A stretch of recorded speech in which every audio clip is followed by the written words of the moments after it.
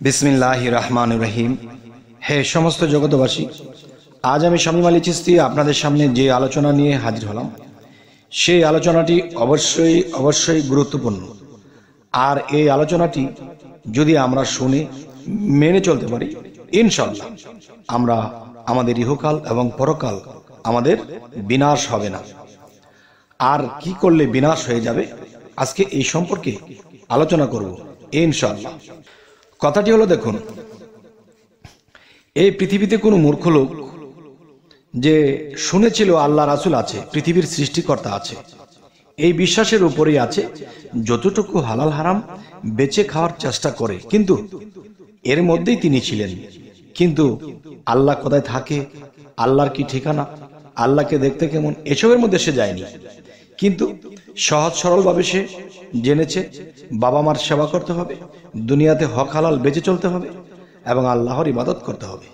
এইটুকু জেনে যেই ব্যক্তিটি আল্লাহর ইবাদত করেছে আর এভাবে স্বাভাবিকভাবে চলেছে, কোনো গভীর তথ্যের মধ্যে যায়নি, আল্লাহ সম্পর্কে ভালো কিছু জানতেও সে যায়নি, তাহলে এই লোকটি কি একটি ঈমান এনেছে। সেই ঈমানটির নাম হলো কি?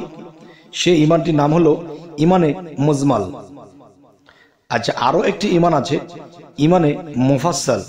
তাকে বলা হয় বিস্তারিত বিশ্বাস, যা ফরজে গণ্য করা হয়েছে যে আল্লাহকে জানতে হলে, আল্লাহকে পেতে হলে কি কি সাধনা, কি কি করতে হবে, সেটা হলো গভীর তথ্য, এবং সেই তথ্য মতো যারা সাধনা করবে তারা আল্লাহকে একদিন লাভ করবে এবং দেখবে।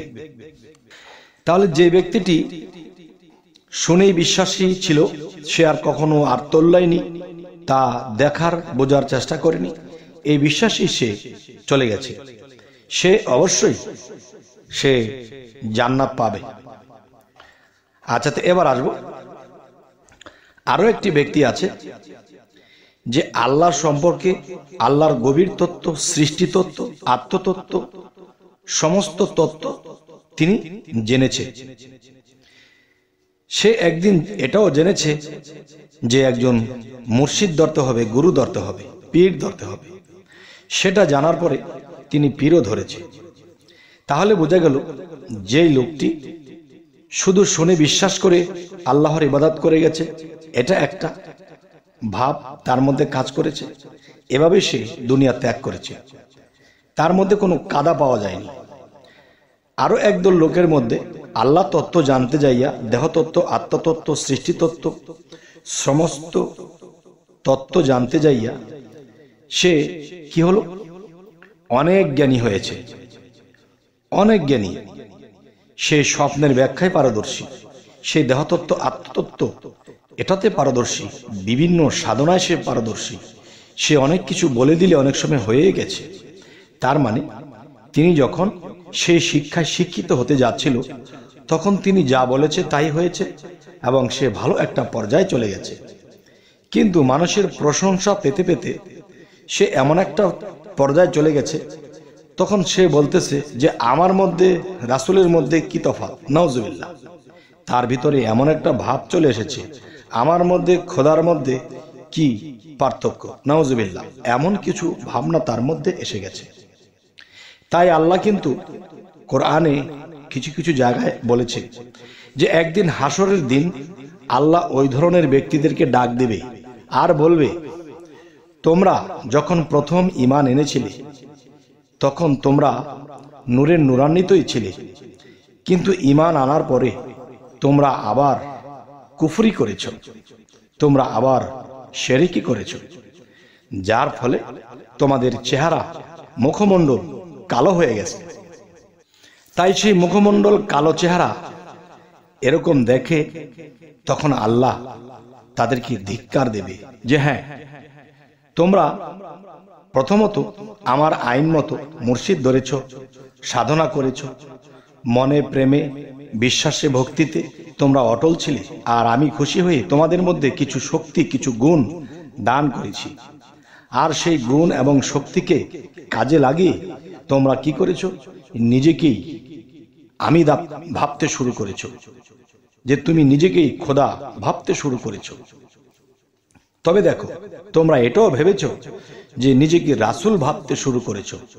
তখন কি হয়েছে, যে আমার রাসূলের গায়ের পশমের সমান হতে পারোনি, কিন্তু তোমরা এরকম কিছু ভেবে বসেছ, তাই শুধু আমার রাসূলকে অপমানিত নয়, তোমরা আমাকে অপমানিত করেছ। তাহলে বোঝা গেল কি, যে মানুষ কিছু জানে না, আল্লাহর বিশ্বাসে সে সুন্দর দুনিয়া জীবন যাপন করে গেছে, হক হালাল বেছে যতটুকু সম্ভব হয়েছে। আচ্ছা, তাহলে সে কিন্তু জ্ঞানী নয়, কিন্তু সে প্রেমিক, না দেখেই প্রেমিক। আবার এই প্রেমটা পড়েছে কোথায়? ইমানে মুজমাল, না দেখিয়ে বিশ্বাস করা, না দেখিয়ে ভালোবাসা। আরেকটি হলো দেখে শুনে বিস্তারিত বিশ্বাস, এটাকে ফরজে গণ্য করা হয়েছে, এটাও লাগবে। কোরআনে কিন্তু আল্লাহ এমনও কথা বলেছে যে দুনিয়ায় যারা আমাকে দেখলো না এবং দেখার চেষ্টা করলো না, হাসরের দিন তারা অন্ধ হয়ে উঠবে। তাহলে এই যে কথাটি, তাহলে বোঝা গেল যার সাথে আমার প্রেম ভালোবাসা, আমি যদি তাকে নাই দেখি, তাহলে আমি ভালোবাসবো কোন রূপে, তাকে দেখতে কেমন? তাই আল্লাহ হযরত মুহাম্মদ সাল্লাল্লাহু আলাইহি সাল্লামকে সাক্ষাৎ দিয়েছেন আর বলেছেন, তোমার উম্মতের সাথে আমি জমিনেই সাক্ষাৎ দেব। আচ্ছা, তাহলে আজকের যে আলোচনাটি, যে জিনিসটি আপনাদেরকে বোঝানো হচ্ছে, যে হযরত ঈসা আলাইহিস সালাম বলেছে তোমরা শিশু হও, তার মানে আল্লাহর কাছে আমার কোনো জ্ঞান চলবে না, আমি শুধু প্রেম ভক্তি এবং তাকে মেনেই যাব। আচ্ছা, তাহলে আরেকটা হলো জ্ঞানী হওয়া। এই জ্ঞানীকে ও পাপী বলা হয়েছে। আল্লাহ কি বলেছে? আমি একদিন জ্ঞান পাপীর ক্যাচ ধরে উত্তোলন করব। আমি একদিন জ্ঞান পাপীর ক্যাচ ধরে উত্তোলন করব। তার মানে কি, যে জ্ঞানী সেও কিন্তু অপরাধী হয়। আচ্ছা, এটা কিভাবে সম্ভব? দেখেন, আপনি যখন সরকারি পুলিশ অফিসার হয়েছেন, আপনাকে যখন ট্রেনিং দেওয়া হয়েছে, আপনার হাতে অস্ত্র তুলে দেওয়ার আগে কিন্তু আপনাকে শপথ করানো হয়েছিল যে আমরা দেশের জন্য এটা করব, সেটা করব, ভালো কিছু করব এবং সন্ত্রাসকে দমন করব, ভালোকে প্রতিষ্ঠিত করব। আর সে জায়গায় অস্ত্রটা পেয়ে তখন আপনি সেই সন্ত্রাসকে শায়েস্তা না করে আপনি নিজে সেই বন্দুক দিয়ে সন্ত্রাসী করতে শুরু করেছেন। আর এদেরকেই বলা হয়েছে জ্ঞান পাপীর ক্যাচ ধরে উত্তোলন করব একদিন। তাহলে এই জ্ঞানটাকে বা এই অস্ত্রটাকে যে পাইল, সে হালাল পথে এবং সূক্ষ্ম সঠিক পথে যে পরিচালনা করলো, সে পাবে মহাজান্নাত।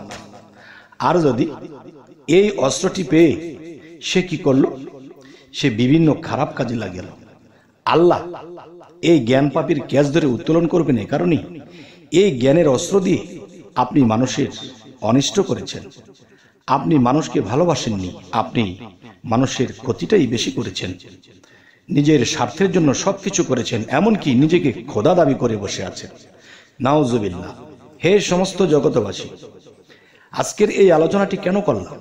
এই পৃথিবীতে অনেক পাগল ফকির, অনেক সাধক অনেক উচ্চস্তর লাভ করে, কিন্তু শেষে এমন কিছু কথা বলে যার ফলে সে দুনিয়াতে মানুষের কাছে পৌঁছে যায় এবং সে আল্লাহর কাছে পৌঁছে যায়, সমস্ত ফেরেশতা এদের কাছেও পৌঁছে যায়। তখন কি হয়? তার ইহকাল ও পরকাল উভয়ই বিনাশ হয়ে যায়। তো আজকের আলোচনাটি এটি হেডলাইনে পেয়েছেন যে কোন মানুষগুলো ইহকাল পরকাল তার বিনাশ হয়ে যায়। তাই আজকে সমস্ত বিশ্ববাসীর সামনে আজকে এই আলোচনাটি তুলে ধরলাম এই কারণেই যে আমরা আল্লাহর যতটুকু ইবাদত করব, তার চেয়ে আল্লাহকে বলবো যে হে আল্লাহ, মন মতো আপনাকে ডাকতে পারি না, ইবাদত করতে পারি না, অথচ আপনি রাত দিন করে আল্লাহর কাজ করতেছেন, কিন্তু বলতেছেন আল্লাহ তোমাকে সন্তুষ্ট করার মতো কাজ আমি করতে পারছি না, কিন্তু আল্লাহ সন্তুষ্ট হয়েও আছে। তো এখন বিষয় হলো যে আল্লাহ সন্তুষ্ট হয়ে আছে, সে জায়গায় বলছি আল্লাহ তোমাকে সন্তুষ্ট করতে পারছি না। তখন আল্লাহ কি করে? সেই বান্দার জন্য বলে, হে ফেরেশতা সকল তোমরা শুনো, তোমরা যে বলেছিলে আমি আদম কেন সৃষ্টি করব, কেন বানাবো, এই দেখো সে অনেক ইবাদত করেছে, অনেক সাধনা করেছে, অনেক আমল করেছে, সে আমাকে সন্তুষ্ট করার জন্য অনেক কিছু ত্যাগ করেছে।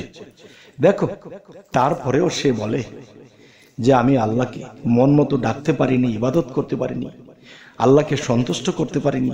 দেখো সে কত সরল। তাহলে এরকম সরল যদি কেউ হতে পারে তাহলে ইহকাল পরকাল তার ধন্য। তবে অবশ্যই আপনারা এই কথাগুলো মনে রাখবেন। মানুষ কিন্তু অনেক উচ্চস্তর লাভ করেও সে কুফরি হয়ে যায়, শিরককারী হয়ে যায়, শেষে তার মৃত্যু হয়ে যায়। আর সেই মৃত্যুটি হয় কিসের? সেই মৃত্যুটি হয় জাহান্নামের দরজার উদ্বোধন দিয়ে। তবে হে সমস্ত জগতবাসী, আমাদের এই আলোচনা যদি আপনাদের ভালো লাগে তো অবশ্যই সাবস্ক্রাইব করে নেবেন। যদি ফেসবুক হয় অবশ্যই ফলো করে নেবেন, যাতে পরবর্তীতে ভালো কোনো আলোচনা এনে দিতে পারি। তো সকলেই ভালো থাকবেন। আল্লাহ হাফিজ।